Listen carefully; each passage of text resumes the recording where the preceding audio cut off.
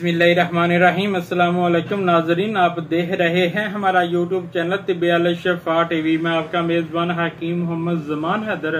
नाजरीन, आज बात होगी मिद्दे पर। मिद्दे में गैस है, बदहजमी है, खट्टी डकारें आ रही हैं, कै आ रही है या फिर कब्ज है। इंशाल्लाह इन तमाम मामला के लिए आज मैं ऐसा सफूफ बताऊंगा।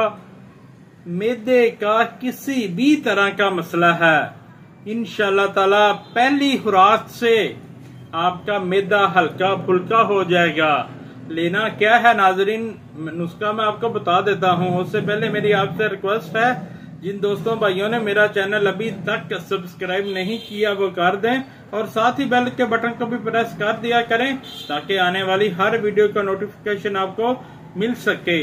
तो क्या लेना है नाजरीन, सुंड यानी जंजबील, नुशादर, काली मिर्च यानी फिलफिल दराज और गंधक आंवला सार, मगा यानी काली मिर्च लंबी और अजवैन देसी, सौंफ और खुश्क पुदीना।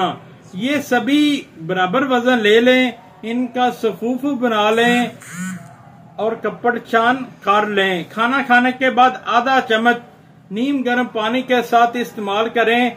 इंशाल्लाह ताला फौरन आपको नतीजे मिलेंगे और रिजल्ट मिलेंगे। ये नुस्खा है हकीम महमूदुल हसन साहब का, जो मेरे साथ बैठे हैं।